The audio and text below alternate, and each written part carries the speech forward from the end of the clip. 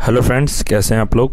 तो friends, BPSC TRE 4 का इस चैनल पर सभी सब्जेक्ट का क्लास चल रहा था और जो आज का जो क्लास होगा आपका, यह टीआरई 4 के लिए बहुत ही इम्पॉर्टेंट चैप्टर होने वाला है। पॉलिटी में चैप्टर है सर्वोच्च न्यायालय यानी कि सुप्रीम कोर्ट। इस चैप्टर से फ्रेंड्स आपको एग्ज़ाम में कम से कम 5 क्वेश्चन देखने को मिल सकता है। जिसका भी ऑनर्स होगा टीजीटी में पॉलिटिकल साइंस या पीजीटी में, उनको ज़्यादातर प्रश्न इस चैप्टर से देखने को मिल सकता है। अगर आप पीआरटी का तैयारी कर रहे हैं और 6 टू 8 का अगर तैयारी कर रहे हैं तो पीआरटी में पॉलिटिकल साइंस से कम 10 से 12 प्रश्न आता है और इस चैप्टर से आपको पीआरटी वाले को कम से कम 2 प्रश्न देखने को मिल सकता है। और फ्रेंड्स, ये जितने भी क्लास मैं आपको करवा रहा हूँ सभी एनसीईआरटी बेस्ड क्लास है और इसमें जितने भी प्रश्न मैं आज जो आपको करवाऊँगा ये सभी एनसीईआरटी का ही प्रश्न आपको मिलेगा इसमें। और फ्रेंड्स, मॉडर्न हिस्ट्री का मैंने एक वीडियो में पूरा मैराथन क्लास कंप्लीट करवा दिया है। 9.25 घंटे की क्लास है। अगर आपने नहीं देखा है मॉडर्न हिस्ट्री थ्योरी क्लास तो आप क्लास देख लीजिए और आपको उसके बाद किसी और का मॉडर्न हिस्ट्री क्लास देखने का ज़रूरत नहीं पड़ेगा। आप मेरे कहने से एक बार मॉडर्न हिस्ट्री क्लास पूरा थ्योरी देख लीजिए। उसमें सभी इम्पॉर्टेंट प्रश्न को शामिल किया गया और चैप्टर वाइज एनसीईआरटी का ही है, उसमें सारा प्रश्न उत्तर है। आप लोग एक बार थ्योरी क्लास मॉडर्न हिस्ट्री का देख लीजिए, आपको अच्छे से समझ में आ जाएगा। और फ्रेंड्स, इस चैनल पर ज्योग्राफी का क्लास चल रहा है और साइंस में मैंने बायोलॉजी पूरा कंप्लीट करा दिया और उसका प्लेलिस्ट भी मैंने बना दिया। जितने भी सब्जेक्ट का अभी तक क्लास हुई है सभी का प्लेलिस्ट मैंने कंप्लीट करवा दिया है। आप लोग प्लेलिस्ट चेक करिए और चैप्टर वाइज अपना क्लास स्टार्ट करिए। तो फ्रेंड्स, अगर चैनल पर आप नए हैं तो चैनल को सब्सक्राइब जरूर कर लें और वीडियो को लाइक ज़रूर कर दें।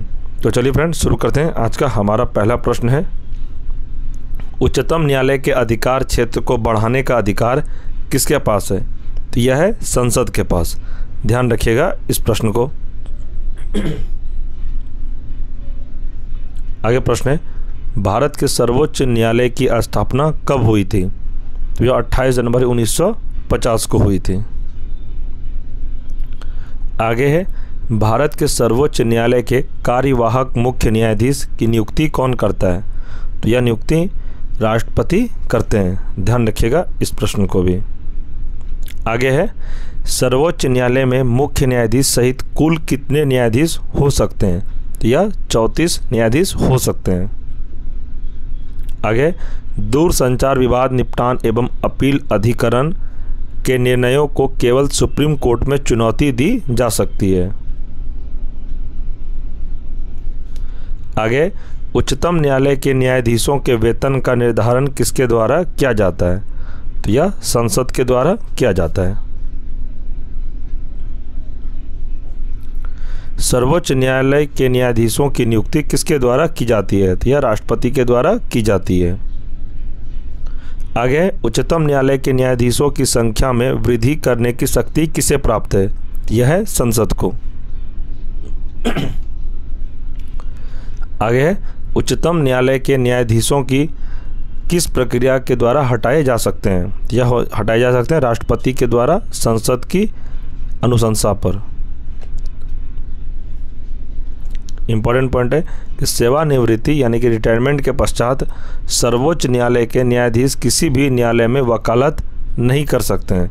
इसे आप अच्छे से याद कर लीजिएगा कि रिटायरमेंट के बाद सर्वोच्च न्यायालय के न्यायाधीश किसी भी न्यायालय में वकालत नहीं कर सकते हैं। इस बात का आप ध्यान रखिएगा। आगे, सामान्यतः उच्चतम न्यायालय सभी मामलों की सुनवाई नई दिल्ली में करता है, परंतु किसके अनुमोदन से वह किसी अन्य स्थान पर भी सुनवाई कर सकता है? तो यह राष्ट्रपति के अनुमोदन से। आगे, सर्वोच्च न्यायालय के न्यायाधीशों की सेवानिवृत्ति की आयु कितनी है? तो यह है 65 वर्ष। आगे बढ़ते हैं, भारतीय संविधान का कौन सा अनुच्छेद संवैधानिक विवाद में सर्वोच्च न्यायालय के अपीलीय क्षेत्राधिकार से संबंधित है? तो यह है अनुच्छेद 134(1). आगे, उच्चतम न्यायालय में संविधान के निर्वाचन से संबंधित मामलों की सुनवाई करने के लिए न्यायाधीशों की संख्या कम से कम कितनी होनी चाहिए? तो यह होनी चाहिए 5। 5 जजों की जो पीठ बैठती है, यानी कि 5 जजों का जो सुनवाई होता है किसी भी मामले में, तो वहाँ 5 जज कम से कम रहते हैं अपना सुनवाई करने के लिए। क्योंकि 5 जब कोई बड़ा बेंच बैठता है फ्रेंड्स किसी बड़े केस में, तो उसमें से वोटिंग होता है और 5 जजों में से अपना अपना मत दे सकते हैं। 3/2 वोटिंग के आधार पर ही वो जजमेंट दिया जाता है। इस बात का आप ध्यान रखिएगा।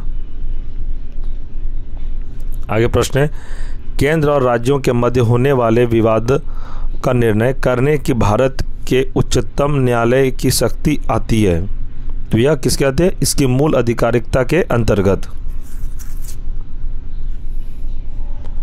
आगे है, उच्चतम न्यायालय ने संविधान के मूल ढांचे का सिद्धांत किस वाद में प्रतिपादित किया था?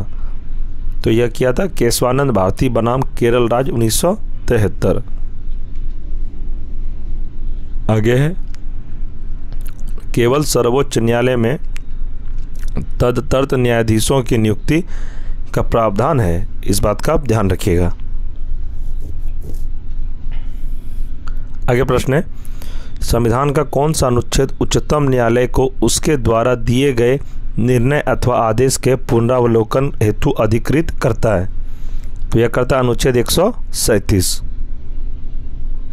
आगे प्रश्न है, भारत में संविधान की मूल संरचना के सिद्धांत का स्रोत है, तो यह है न्यायिक समीक्षा। आगे प्रश्न है, संविधान की व्याख्या करने का अंतिम अधिकार किसे है? तो यह है सर्वोच्च न्यायालय को। आगे है, उच्च न्यायालय और उच्चतम न्यायालय की आधिकारिकता के अंतर्गत कौन से मामले आते हैं? तो यह आते हैं मूल अधिकारों का परिवर्तन। आगे प्रश्न है कि भारतीय संविधान का संरक्षक कौन है? तो यह है सर्वोच्च न्यायालय यानी कि सुप्रीम कोर्ट।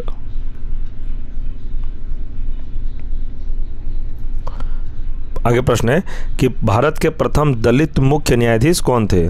तो प्रथम दलित मुख्य न्यायाधीश कौन थे? यानी कि सुप्रीम कोर्ट के CJI chief justice of India ये थे न्यायमूर्ति KG बालकृष्णन।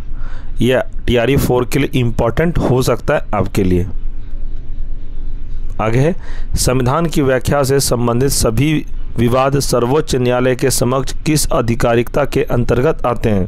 तो ये आते हैं प्रारंभिक क्षेत्राधिकार के अंतर्गत। आगे प्रश्न है कि कानूनी मामलों पर उच्चतम न्यायालय से किसे परामर्श लेने का अधिकार है? तो यह है राष्ट्रपति को। इम्पोर्टेंट पॉइंट है कि मूल अधिकार व्यक्ति को जैसा उसे सबसे अच्छा लगे उस तरह अपनी ज़िंदगी की रूपरेखा तैयार करने के लिए सक्षम बनाते हैं। यह धारणा गोलकनाथ बनाम स्टेट ऑफ पंजाब में उच्चतम न्यायालय ने व्यक्त की थी। आगे प्रश्न है कि भारतीय संविधान के किस अनुच्छेद के अंतर्गत सर्वोच्च न्यायालय भारतीय नागरिकों के मौलिक अधिकारों की सुरक्षा करता है? तो यह करता है अनुच्छेद 32 यानी कि 32।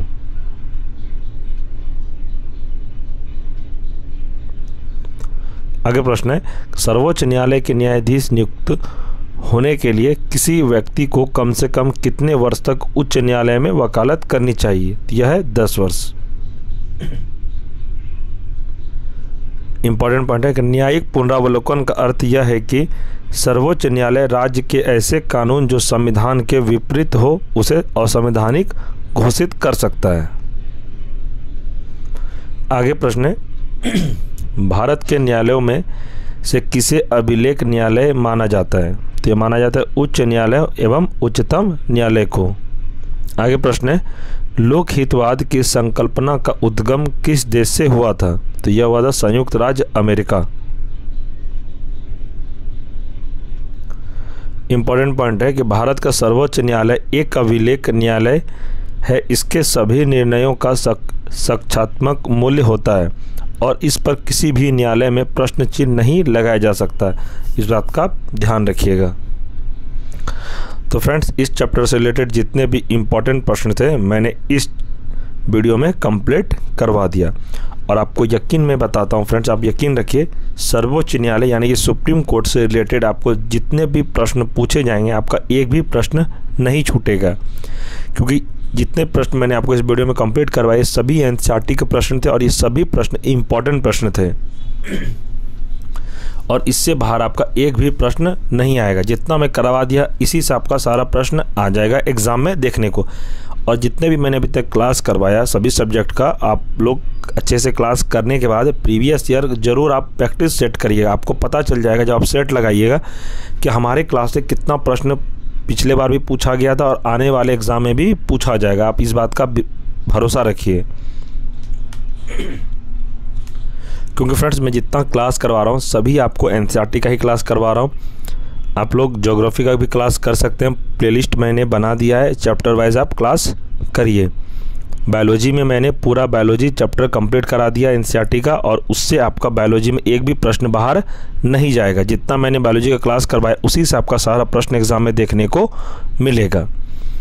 तो फ्रेंड्स, और आपको पीडीएफ चाहिए इस क्लास का जो मैंने अभी पढ़ाया है, ये क्लास का पीडीएफ नोट्स आपको टेलीग्राम पर प्रोवाइड करवा दिया जाएगा। अगर टेलीग्राम पर अभी तक आप लोग नहीं जुड़े हैं तो टेलीग्राम का लिंक मैं इस वीडियो के डिस्क्रिप्शन में मैं प्रोवाइड करवा दिया हूँ। आप लोग टेलीग्राम लिंक पर क्लिक करके ग्रुप को ज्वाइन जरूर कर लें। और फ्रेंड्स, किसी का भी कोई सवाल हो तो आप हमें टेलीग्राम पर मैसेज भी कर सकते हैं या कमेंट सेक्शन में अपना प्रश्न को पूछ सकते हैं। एग्ज़ाम से रिलेटेड यानी कि TRE4 से रिलेटेड किसी भी तरह का कन्फ्यूज़न हो आप मेरे से डायरेक्ट भी बात कर सकते हैं।